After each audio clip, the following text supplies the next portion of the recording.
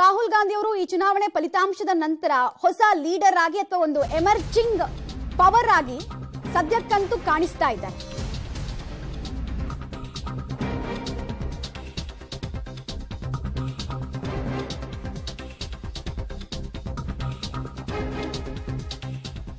ರಾಹುಲ್ ಗಾಂಧಿಗೆ ವಿಪಕ್ಷ ನಾಯಕ ಸ್ಥಾನ ಫಿಕ್ಸ್ ಅನ್ನುವಂತಹ ಮಾತು ಕೇಳಿ ಬರ್ತಾ ಇದೆ. ರಾಹುಲ್ಗೆ ಮತ್ತೆ ದೊಡ್ಡ ಜವಾಬ್ದಾರಿಗೆ ಕಾಂಗ್ರೆಸ್ ನಿರ್ಧರಿಸ್ತಾ ಇದೆ.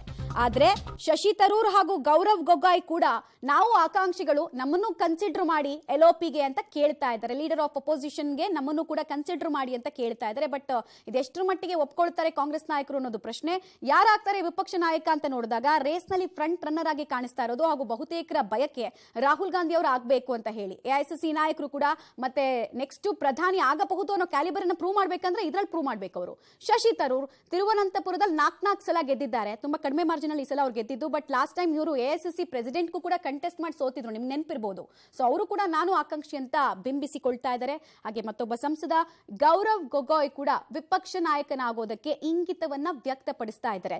ಅಂತಿಮವಾಗಿ ಕಾಂಗ್ರೆಸ್ ಯಾರನ್ನ ಆಯ್ಕೆ ಮಾಡುತ್ತೆ, ರಾಹುಲ್ ಗಾಂಧಿಗೆ ಬಹುತೇಕ ಈ ಪದವಿ ಒಲಿದು ಬರುತ್ತಾ ಅನ್ನೋ ಕುತೂಹಲ ಕೂಡ ಇದ್ದೇ ಇದೆ. ಯಾಕಂದ್ರೆ ರಾಹುಲ್ ಗಾಂಧಿ ಮೇಜರ್ ಆಗಿ ಕೆಲವು ವಿಚಾರಗಳನ್ನ ಮೋದಿ ವಿರುದ್ಧ ಪ್ರೂವ್ ಮಾಡ್ಕೊಳ್ಳೋದಕ್ಕೆ ಒಂದು ಅವಕಾಶ ಇದು ಅನ್ನೋದು ಒಂದು ಟಾಕ್. ಡೀಟೇಲ್ಸ್ ಕೊಡ್ತಾರೆ ಶಬೀರ್. ಈಗ ರಾಹುಲ್ ಗಾಂಧಿಗೆ ಕೆಲ ಕಾಂಪಿಟೇಟರ್ಸ್ ಕೂಡ ಹುಟ್ಕೊಳ್ತಾ ಇದ್ದಾರೆ ಅಂತ ಅನ್ಸುತ್ತೆ ವಿಪಕ್ಷ ನಾಯಕನ ರೇಸ್ ನಲ್ಲಿ.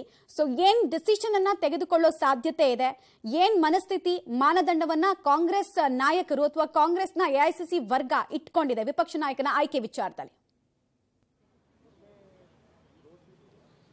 ಖಂಡಿತವಾಗ್ಲು, ಯಾಕಂದ್ರೆ ಈಗ ಬಿಜೆಪಿಯನ್ನು ಹೊರತುಪಡಿಸಿದ್ರೆ ಕಾಂಗ್ರೆಸ್ ಅತಿ ಹೆಚ್ಚು ಸ್ಥಾನಗಳನ್ನ ಗಳಿಸಿರುವಂತಹ ಹಿನ್ನೆಲೆಯಲ್ಲಿ ಈಗ ಕಾಂಗ್ರೆಸ್ನ ನಾಯಕರು ಯಾರಾದ್ರೂ ಒಬ್ರು ವಿರೋಧ ಪಕ್ಷದ ನಾಯಕರಾಗಬೇಕಾಗತ್ತೆ. ಇದು ಯಾರಾಗ್ತಾರೆ ಅನ್ನುವಂಥದ್ದು ಸದ್ಯಕ್ಕಿರುವಂತಹ ಕುತೂಹಲ. ನಿನ್ನೆ ಖರ್ಗೆ ನಿವಾಸದಲ್ಲಿ ನಡೆದಂತಹ ಇಂಡಿಯಾ ಒಕ್ಕೂಟದ ಮೈತ್ರಿ ನಾಯಕರ ಸಭೆ ನಡೀತು. ಈ ಸಭೆಯಲ್ಲಿ ಕೆಲವು ನಾಯಕರು ರಾಹುಲ್ ಗಾಂಧಿ ಅವರ ಹೆಸರನ್ನ ಸಜೆಸ್ಟ್ ಮಾಡಿದ್ದಾರೆ ಎನ್ನುವಂತಹ ಮಾಹಿತಿಗಳು ಕೂಡ ಬರ್ತಾ ಇದಾವೆ. ಆದ್ರೆ ರಾಹುಲ್ ಗಾಂಧಿ ಅವರು ಇದಕ್ಕೆ ಒಪ್ಕೊಳ್ತಾರಾ ಇಲ್ವಾ ಅನ್ನುವಂಥದ್ದು ಕೂಡ ಇನ್ನೂ ಸ್ಪಷ್ಟವಾಗಿಲ್ಲ. ಆದ್ರೆ ರಾಹುಲ್ ಗಾಂಧಿ ಅವರನ್ನ ಹೊರತಾಗಿ ಕೂಡ ಇನ್ನೂ ಕೆಲವು ನಾಯಕರು ಎಲ್ಒಪಿ ಮಾಡೋದಾದ್ರೆ ನಾವು ಕೂಡ ರೆಡಿ ಇದ್ದೀವಿ ಅನ್ನುವಂತ ನಿಟ್ಟಿನಲ್ಲಿ ಅವರು ಕೂಡ ಒಂದು ಆಸೆಯನ್ನ ಇಂಗಿತ ವ್ಯಕ್ತಪಡಿಸಿರುವಂತದ್ದು. ಮುಖ್ಯವಾಗಿ ಗೌರವ್ ಗೊಗೋಯ್ ಏನಿದ್ದಾರೆ, ಅವರು ಈಗ ಕಳೆದ ಲೋಕಸಭೆ ಏನಿತ್ತು ಆ ಸಂದರ್ಭದಲ್ಲಿ ಅವರು ಫ್ಲೋರ್ ಲೀಡರ್ ಆಗಿ ಕೆಲಸವನ್ನ ಮಾಡ್ತಾ ಇದ್ರು, ಕಾಂಗ್ರೆಸ್ ಅನ್ನ ಪ್ರತಿನಿಧಿಸುವಂತ ಕೆಲಸವನ್ನ ಮಾಡ್ತಿದ್ರು. ಹೀಗಾಗಿ ನನ್ನನ್ನು ಎಲ್ಒಪಿ ಆಗಿ ಮುಂದುವರಿಸಿ ಅನ್ನುವಂತ ನಿಟ್ಟಿನಲ್ಲಿ ಅವರು ಕೂಡ ಹೈಕಮಾಂಡ್ ನಾಯಕರಿಗೆ ಮನವಿಯನ್ನ ಮಾಡ್ಕೊಳ್ತಿದ್ದಾರೆ. ಶಶಿ ತರೂರ್ ಕೂಡ ಎಐಸಿಸಿ ಅಧ್ಯಕ್ಷ ಸ್ಥಾನಕ್ಕೆ ಸ್ಪರ್ಧಿಸಿ ಸೋಲನ್ನಪ್ಪಿದ್ರು. ಅವರು ಕೂಡ ಹಿರಿಯ ಸಂಸದರಾಗಿದ್ದಾರೆ. ಮತ್ತೆ ಪಾರ್ಲಿಮೆಂಟ್ ನಲ್ಲಿ ಒಬ್ಬ ಒಳ್ಳೆ ವಾಕ್ಪಟು ಅನ್ನುವಂತಹ ಅವರ ಹೆಗ್ಗಳಿಕೆ ಕೂಡ ಅವರು ಇದಾಗಿರುವಂತದ್ದು. ಹೀಗಾಗಿ ಅವರ ಹೆಸರು ಕೂಡ ಕೇಳಿ ಬರ್ತಾ ಇರುವಂತದ್ದು. ಇದನ್ನು ಹೊರತುಪಡಿಸಿ ಇನ್ನು ಕೆಲವು ನಾಯಕರ ಹೆಸರುಗಳು ಕೂಡ ಕೇಳಿ ಬರ್ತಿದ್ದಾವೆ. ಆದ್ರೆ ವಿರೋಧ ಪಕ್ಷದ ನಾಯಕನನ್ನ ಮಾಡಬೇಕಾದಂತ ಸಂದರ್ಭದಲ್ಲಿ ಇತರ ಪಕ್ಷಗಳ ಒಪ್ಪಿಗೆ ಸಹಮತವೂ ಕೂಡ ಒಂದಿಷ್ಟು ಬೇಕಾಗತ್ತೆ. ಹಾಗಾಗಿ ಯಾರಿಗೆ ಈ ಒಂದು ಸ್ಥಾನ ಸಿಗುತ್ತೆ ಅನ್ನುವಂಥದ್ದು ಸದ್ಯಕ್ಕಿರುವಂತಹ ಪ್ರಶ್ನೆ. ಬಟ್ ಬಹುತೇಕ ನಾಯಕರು ರಾಹುಲ್ ಗಾಂಧಿ ಅವರು ಆದ್ರೆ ಸೂಕ್ತ ಅನ್ನುವಂತ ಅಭಿಪ್ರಾಯವನ್ನು ವ್ಯಕ್ತಪಡಿಸ್ತಿದ್ದಾರೆ. ಯಾಕೆಂದ್ರೆ ಮೋದಿ ಸರ್ಕಾರದ ವಿರುದ್ಧ ಈ ಹಿಂದಿನಿಂದಲೂ ಕೂಡ ಅವರು ಹೋರಾಟವನ್ನ ಮಾಡ್ತಾ ಬರ್ತಾ ಇದ್ದಾರೆ. ಭಾರತ್ ಜೋಡೋ ಯಾತ್ರೆ ಆಗಿರ್ಬೋದು, ನ್ಯಾಯ ಯಾತ್ರೆ ಆಗಿರ್ಬೋದು, ಬೇರೆ ಬೇರೆ ಹೋರಾಟಗಳನ್ನ ರೂಪಿಸೋ ಮೂಲಕ ಅವರು ನಿರಂತರವಾಗಿ ಸರ್ಕಾರವನ್ನ ಟಾರ್ಗೆಟ್ ಮಾಡಿದ್ರು. ಬಹುಶಃ ಅವರು ಎಲ್ಒಪಿ ಆದ್ರೆ ಮುಂದಿನ ದಿನಗಳಲ್ಲಿ ಇನ್ನಷ್ಟು ಹೋರಾಟಗಳನ್ನ ತೀವ್ರಗೊಳಿಸಬಹುದು. ಅದಕ್ಕೆ ಅವರೇ ಸೂಕ್ತ ಅನ್ನುವಂತ ನಿಟ್ಟಿನಲ್ಲಿ ಅಭಿಪ್ರಾಯಗಳು ವ್ಯಕ್ತ ಆಗಿದ್ದಾವೆ. ಸೊ ಫೈನಲಿ ಏನಾಗುತ್ತೆ ಅನ್ನುವಂಥದ್ದು ಗೊತ್ತಿಲ್ಲ.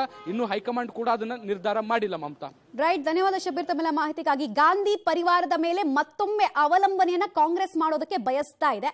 ಆದ್ರೆ ಶಶಿ ತರೂರ್ ನನಗೂ ಅವಕಾಶ ಬೇಕು, ನನಗೂ ಅರ್ಹತೆ ಇದೆ ಅಂತ ಬಿಂಬಿಸ್ತಾ ಇದ್ದಾರೆ. ಸೊ ಏನಾಗುತ್ತೆ, ಯಾರನ್ನ ತೆಗೆದುಕೊಳ್ತಾರೆ ವಿಪಕ್ಷ ನಾಯಕನ ವಿಚಾರದಲ್ಲಿ, ಆಯ್ಕೆ ವಿಚಾರದಲ್ಲಿ ಅನ್ನೋದು ಕುತೂಹಲ.